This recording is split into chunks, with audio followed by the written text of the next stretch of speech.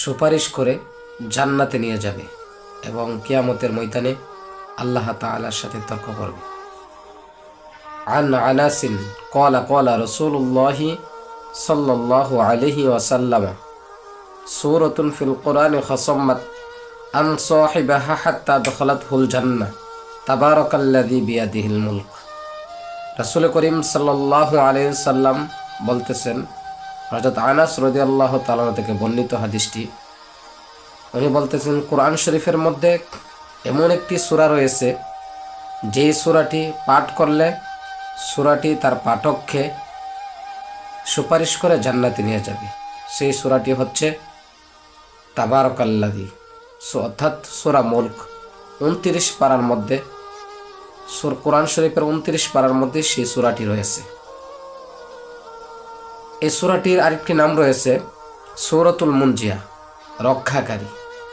হাদিস শরীফের মধ্যে আসছেন আল্লাহর হাবিব সাল্লাল্লাহু আলাইহি সাল্লাম বলেছেন যে এই সূরাটিকে আল্লাহ তাআলা একটি পাখির রূপ দেবে, পাখির রূপ দিয়ে তাকে কবরের মধ্যে পাঠাবে।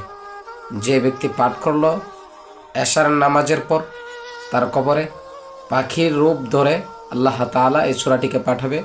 যখন মুনকার নেকির সওয়াল জবাব নিতে যাবে তখন সেই সূরাটি কি করবে?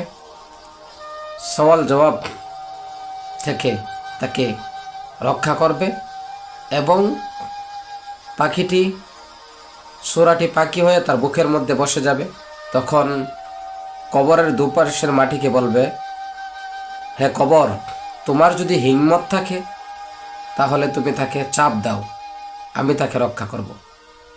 কিয়ামতের আগ পর্যন্ত, ইলা ইয়াউমিল কিয়ামা, কিয়ামতের আগ পর্যন্ত তাকে আমি রক্ষা করব, তাকে আমি পাহারা দেব, যতক্ষণ পর্যন্ত তাকে আমি জান্নাতে না নিয়ে যেতে পারি। আলহামদুলিল্লাহ, সুবহানাল্লাহ। এই সূরাটি যদি আমরা পাঠ করি তাহলে এই সূরাটি আমাদেরকে সুপারিশ করে জান্নাতে নিয়ে যাবে। হাদিস শরীফের মধ্যে আসছেন যে আল্লাহর হাবিব সাল্লাল্লাহু আলাইহি সাল্লাম প্রতিদিন রাতে সূরা সেজদা আর সূরা মুলক এশার নামাজের পর তেলাওয়াত করতেন। এটি কিন্তু তেলাওয়াত করা সুন্নাহ। আল্লাহ তাআলার সাথে তর্ক করবে কিয়ামতের ময়দানে। আল্লাহ, এই ব্যক্তিটি রাত্রে না ঘুম